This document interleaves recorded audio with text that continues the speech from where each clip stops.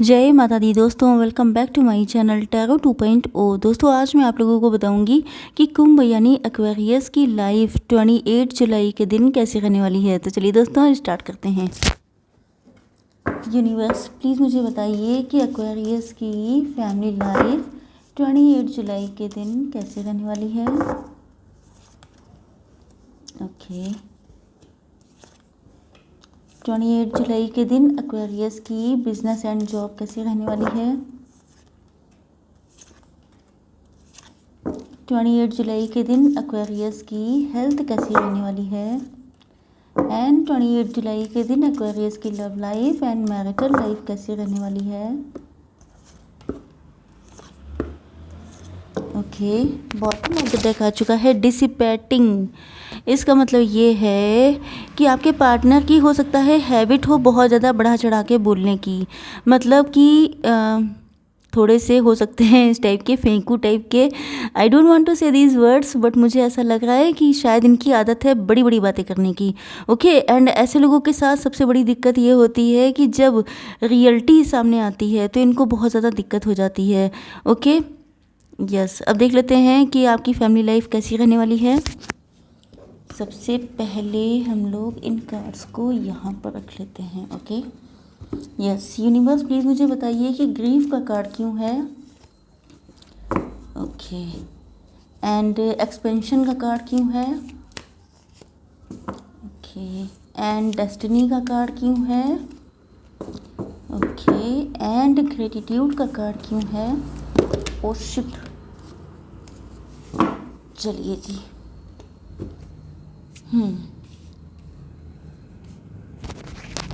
देखिए पहली चीज़ तो ये है कि आपके पार्टनर के साइन टॉरस वर्गो कैप्रिकॉर्न हो सकते हैं, मतलब वृषभ कन्या मकर राशि। आगे जो भी साइन आएंगे मैं आप लोगों को बताती रहूँगी। ओके तो यस मुझे लग रहा है कि आपके पार्टनर बहुत ज़्यादा पेन में हैं। ओके मुझे ऐसा लगता है कि आपके पार्टनर ने पास्ट में किसी और को चूज़ किया था उस टाइम पर जब आप इनके साथ थे, मतलब आप इनके साथ कनेक्शन में थे, भले ही आप इनके फ्रेंड हों या ऐसे किसी कनेक्शन में हों, या मुझे लगता है कि शायद आप दोनों लोग फ्रेंड थे एंड आपकी एक फ्रेंड को इन्होंने चूज़ कर लिया था। या यस मुझे ऐसा लग रहा है जैसे आप पहले से कनेक्ट थे इनसे, उसके बाद भी इन्होंने किसी और के साथ अपना कनेक्शन बनाया एंड वो कनेक्शन इनके लिए सुटेबल नहीं रहा, क्योंकि मुझे लग रहा है कि आपके पार्टनर बहुत ज़्यादा पेन में हैं। हो सकता है कि इन्होंने कोई बच्चा भी गोद लिया हो या इनके पास कोई पेट हो, दोनों सिचुएशन हो सकती है। ओके मुझे ऐसा फील हो रहा है क्योंकि यहाँ पर ऐसा लग रहा है कि जैसे व्हाट शुड आई से, मतलब ये बहुत ज़्यादा दुखी हैं। इनको लग रहा है कि इनसे बड़ी भारी गलती हो गई है। इनको पता था कि तब आप इनकी लाइफ में थे एंड आप इनके लिए बहुत गिविंग थे, आपका नेचर बहुत अच्छा था। आपके पार्टनर हालांकि इस टाइप के नहीं है कि किसी के साथ गलत करें, तो मुझे ऐसा लग रहा है कि शायद सिचुएशन कुछ ऐसी थी जिस वजह से इनको ऐसा करना पड़ा था। या तो इनकी मैरिज सेटल हो गई थी तब आप इनकी लाइफ में आए थे, या आप लोग फ्रेंड थे दोनों लोग, शायद ये आपको एज ए फ्रेंड ही मानते रहे। बाद में इनको एहसास हुआ कि इनके दिल में आपको लेके फीलिंग्स हैं। यस एंड मुझे लग रहा है कि आपके पार्टनर काफ़ी पेन में है। इनको लग रहा है कि शायद इन्होंने गलत सिलेक्शन कर लिया। अब आप देख सकते हैं कि ये बिल्कुल हैंग्ड मैन की तरह हैं, ये स्टक हो चुके हैं। समझदार बहुत है, इनके पास दिमाग बहुत है, लेकिन गलती तो किसी से भी हो सकती है, तो गलती इनसे भी हो चुकी है। एंड मुझे लग रहा है कि ये अपनी फैमिली को एक्सपेंड करना चाहते हैं या अपनी लाइफ में एक्सपेंशन लेके आना चाहते हैं, मतलब बढ़ोतरी चाहते हैं। तो मुझे कहीं ना कहीं इस चीज़ की वाइब मिल रही है कि शायद इनके बच्चे नहीं हैं, शायद इनको बड़ी फैमिली पसंद है, लेकिन शायद काफ़ी टाइम हो गया है लेकिन बच्चे नहीं हैं। इस वजह से ये चाहते हैं आपके साथ एक्सपेंशन करना, मतलब अपनी फैमिली को बढ़ाना। ओके बट ये स्टक हैं, इनकी समझ में नहीं आ रहा है कि ये करें तो क्या करें, मतलब मैरिड होते हुए ये किसी और के साथ कैसे इस टाइप की चीज़ें आगे लेके चलें। आपको मैरिज मटेरियल की तरह देखते हैं। इनको ऐसा लगता है कि अगर आपको ईश्वर ने मिलवाना ही था तो इस तरह से क्यों मिलवाया, ऐसी चीज़ें क्यों हुई, क्योंकि कहीं ना कहीं ये डेस्टिनी को दोष दे रहे हैं। इनको ऐसा लग रहा है जैसे इनकी किस्मत ही ख़राब थी या गलत टाइम पर आप मिले थे।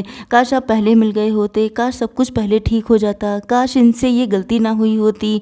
तो बहुत सारे काश हैं इनकी लाइफ में, मतलब कहीं ना कहीं एक गिल्ट है, एक रिग्रेट है कि ऐसा क्यों हुआ। क्योंकि आप लोग बहुत ज़्यादा रिस्पेक्टेड हो सकते हैं, आपकी सेल्फ रिस्पेक्ट बहुत इंपॉर्टेंट हो सकती है, आप लोग टीचर्स हो सकते हैं, या आप लोग बहुत ज्ञानी किस्म के व्यक्ति हैं, ओके, मतलब बहुत इंटेलिजेंट हैं।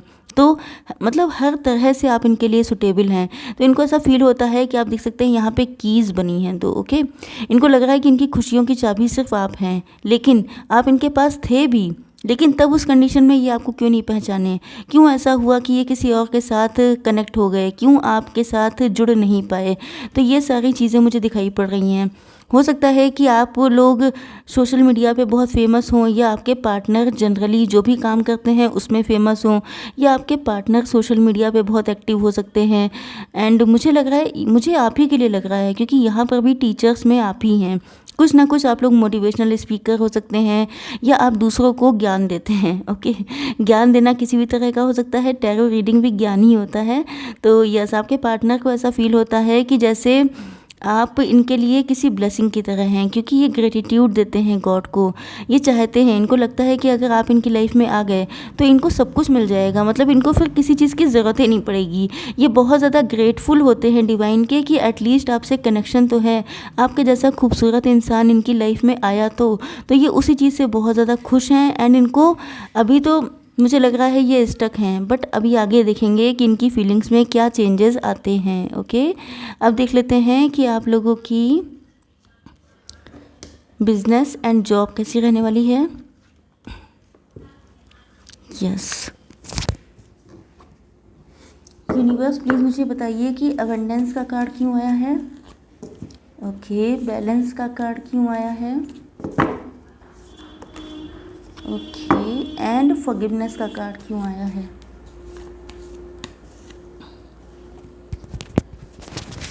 देखिए, यहाँ पर मुझे ऐसा लग रहा है कि आप लोग मल्टीटास्किंग हैं, या तो कई सारे बिजनेस, कई सारे जॉब कर रहे हैं, मतलब कई सारे जॉब नहीं हो सकते, जैसे जॉब कर रहे हैं साथ में पार्ट टाइम भी कुछ कर रहे हैं, या आप लोग सिंगल मदर सिंगल फादर हैं, या आपका नेचर बहुत मदरली है, जो भी करते हैं बहुत लगन से, बहुत मेहनत से करते हैं। एंड आप लोगों की लाइफ में अबंडेंस आ रही है, बहुत सारा पैसा आने वाला है। एंड देखिए, बहुत सारे पैसे का मतलब ये नहीं होता है, सब लोग पता नहीं क्या सोच लेते हैं, लेकिन हाँ, आप लोग रिच होने वाले हैं, ओके। क्योंकि जिस तरह का डेडिकेशन आप लोग दिखा रहे हैं, जिस तरह की मतलब अपनी लाइफ में आप लोगों ने पॉजिटिविटी बना के रखी है, वो चीज़ आपकी लाइफ में कहीं ना कहीं अबंडेंस लेके आ रही है। एंड देखिए, एक चीज़ मैं आपको पर्सनल गाइड कर रही हूँ कि अगर आप लोग कोई भी काम करते हैं, जैसे आप लोग बिजनेस कर रहे हैं, जॉब कर रहे हैं, तो अपनी जो भी इनकम है उसका कुछ परसेंटेज या थोड़ा बहुत किसी के साथ दान दक्षिणा में ज़रूर खर्च कीजिए, ओके।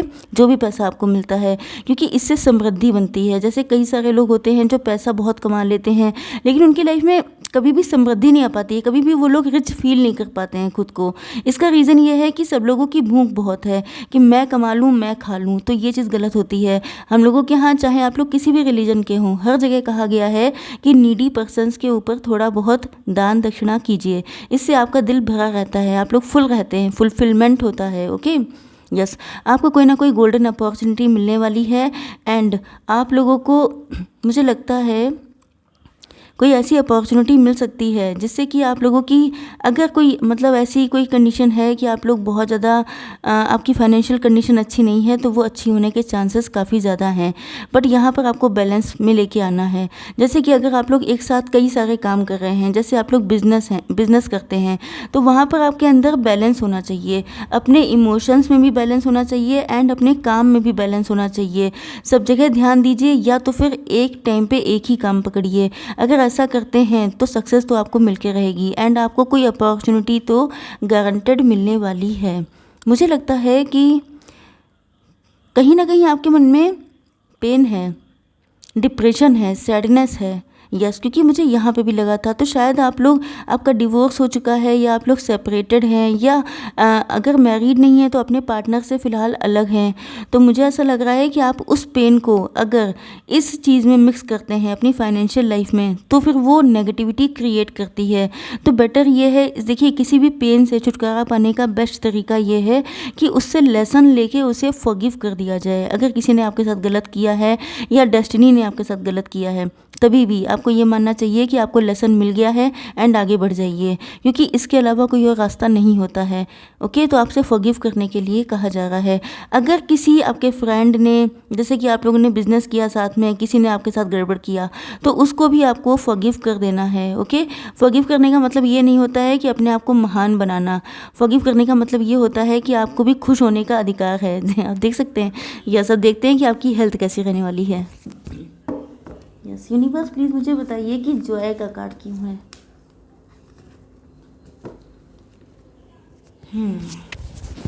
देखिए, यहाँ पर क्लियर कट वार्निंग आ रही है आपके लिए कि लोग आपसे जेलस हो रहे हैं, क्योंकि यहाँ पे मैंने बताया था कि आपकी फाइनेंशियल कंडीशन बढ़िया हो रही है, आप लोग बहुत डेडिकेटेड हैं। ओके, तो अगर ऐसा कुछ है एंड आप लोग बहुत ज़्यादा इंजॉय करें, आपकी खुशियों से लोग जलते हैं, मेन चीज़ ये है, एंड वो आपकी लाइफ में नेगेटिविटी क्रिएट करते हैं।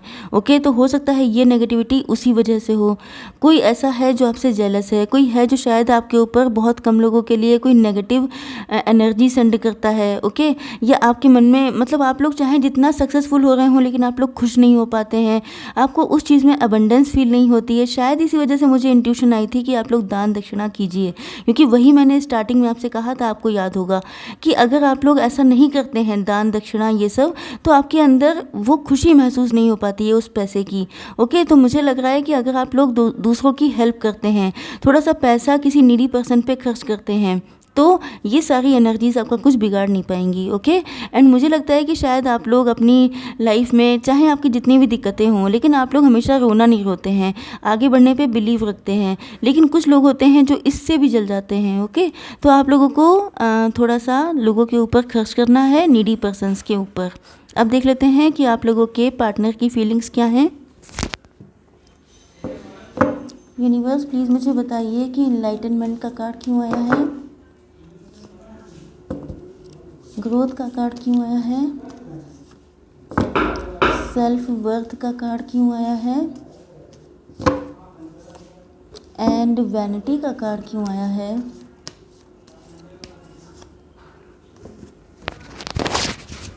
यस, देखिए यहाँ पर साइन आया था कैंसर, स्कॉर्पियो, पाइसिस, जो मैंने शायद आपको नहीं बताया था, कर्क, वृश्चिक, मीन राशि। एंड यहाँ पर साइन आया है Aries, Leo, Sagittarius and Libra, Gemini, Aquarius, मतलब मेष, सिंह और धनु राशि, एंड तुला, मिथुन, कुंभ राशि। ओके, यस, देखिए मुझे ऐसा लग रहा है कि आपके पार्टनर के अंदर इनलाइटनमेंट आ रहा है। ओके, आपके पार्टनर जो है, मुझे ऐसा फील हो रहा है कि जैसे इन्होंने बहुत लंबे टाइम से आपका वेट किया है। ये हो सकता है किसी और के साथ मैरिड हो या इनका किसी और के साथ कनेक्शन हो, मतलब थर्ड पार्टी का इन्वॉल्वमेंट तो मुझे दिखाई पड़ रहा है। तो ऐसा लग रहा है कि ये जो हैं बहुत ज़्यादा इन्होंने आपका इंतज़ार किया है, या ट्रू लव का इंतज़ार किया है, या अपनी लाइफ में खुशियों का इंतज़ार किया है।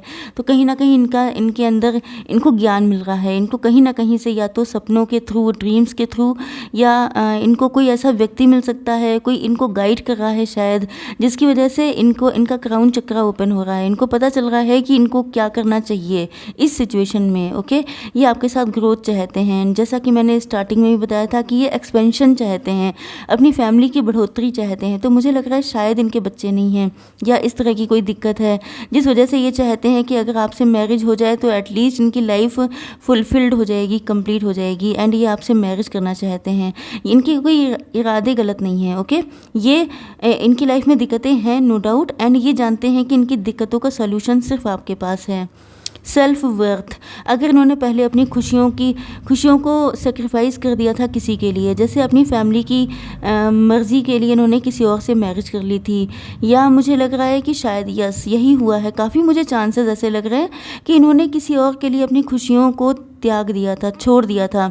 चाहे थर्ड पार्टी भी हो सकती है कि चलो ठीक है, शादी तो हो ही गई है, तुम्हारी खुशियों के लिए मैं सब कुछ भूल जाता हूँ। बट मुझे लग रहा है कि अब ये अपनी खुशियों के लिए जीना चाहते हैं, एंड ये जानते हैं कि आप इनसे नाराज़ हैं। इनको लगता है कि अगर अब ये आपके पास आते हैं तो आप इनको एक्सेप्ट शायद ना करो। इसका रीज़न ये है कि इन्होंने पहले आपको एक्सेप्ट नहीं किया था, या इन्होंने आप पे ध्यान ही नहीं दिया था, तो कहीं ना कहीं इनको लगता है कि कहीं आप इनको रिजेक्ट ना कर दें।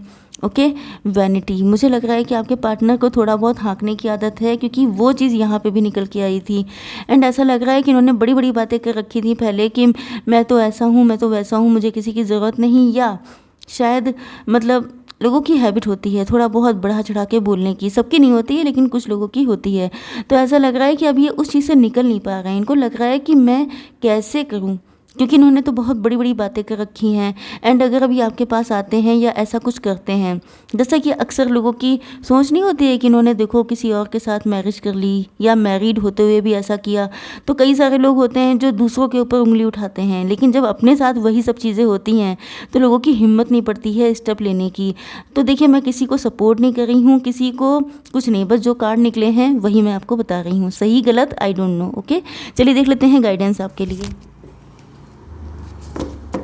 Universe, please give me one card for guidance. बस एक सिंगल कार्ड आया है, सरेंडर टू द डिवाइन, क्योंकि I hope it's visible. Yes, तो आपको डिवाइन को सरेंडर करना है, क्योंकि सब चीज़ें ऑटोमेटिकली चल रही हैं। माइंडसेट चेंज होने में, सिचुएशंस बनने में टाइम लगता है, तो आपसे कहा जा रहा है कि डिवाइन को सरेंडर कर दीजिए। ओके, आई होप सो कि रीडिंग आप लोगों को पसंद आई होगी। Please do like, share and subscribe. जय माता दी।